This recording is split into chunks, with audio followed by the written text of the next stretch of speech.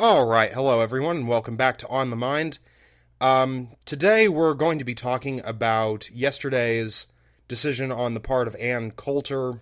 For those of you who aren't familiar with her work, she is a conservative commentator who is admittedly fairly divisive, but she actually decided yesterday that she would not appear at the University of California, Berkeley campus, where she was scheduled for a speaking event that was later canceled because of the possibility of riots, similar to what occurred at that same school when ex-Breitbart editor Milo Yiannopoulos attempted to speak there. And the basics of this are, in many ways, very similar to what we've seen on college campuses at this point all over the country. Not going to talk too much about that just because there's nothing particularly unique in this instance. Threats of violent protests were made. The University of California, Berkeley, with admittedly reasonable cause, assumed that there would be violence in the protests, destruction of property. Let's not forget that the last time there was one of these protests at Berkeley, it actually did erupt in significant violence and actually resulted in fires being set around the campus, etc. So they did have some reasonable cause to assume that this would turn violent. Not really too much of a criticism there. However, what I would like to briefly discuss is the dichotomy of this, wherein conservative commentators are forced to make a choice between the safety of themselves and their audiences. And let's not forget, these aren't in classroom, physically they are usually in classrooms, but these are not during scheduled class periods. No one is forced to attend these events. In fact, the people who had invited Miss Coulter to speak at Berkeley was the, the Young Americans Foundation, which is a conservative campus group. But, at this point, we keep seeing this over and over and over again, where the conservative commentators schedule an event on campus, the threats of violence, riots, destruction of property are made, and the solution to that, unfortunately, is almost universally that those particular events either get canceled or they'll be moved to more of a private setting. I've seen some that have been live streamed so people could still watch them without having quite as large a crowd in the room.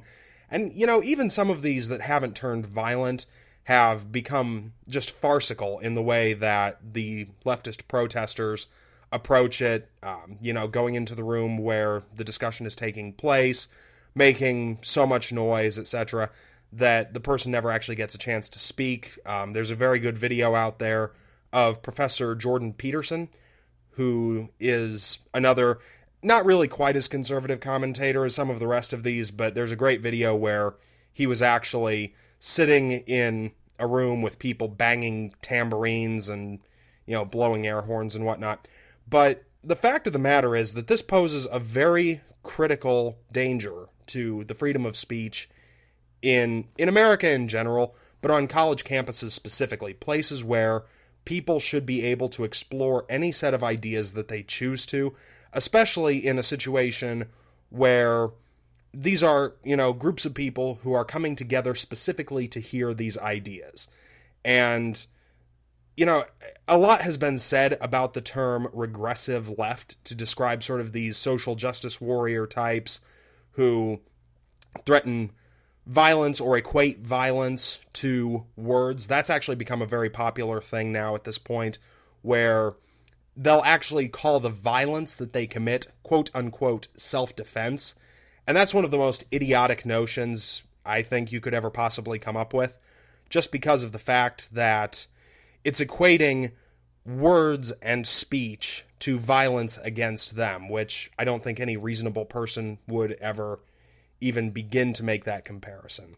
So the problem that we really run into with this is that when you are threatening violence against speech, that really is the epitome of what the term regressive left was originally meant to imply. So for those of you who don't know, the term gets thrown around a lot and often misused, but the basic idea of the term is a type of leftism that actually is regressing or bringing back society past progress that it has already made. And I think this is the very epitome of that, because we're actually going back to a time when the ideas that you espouse, as separate from actions based on those ideas, obviously that gets into a bit more complexity, but the actual speaking of and listening to ideas can be met with physical violence. And these people are actually promoting this and actively engaging in it, intimidating people away from speaking or listening to the ideas that they choose to. So I think this is a problem that is probably not going to go away anytime soon, and that's an unfortunate fact, because this should have gone away already.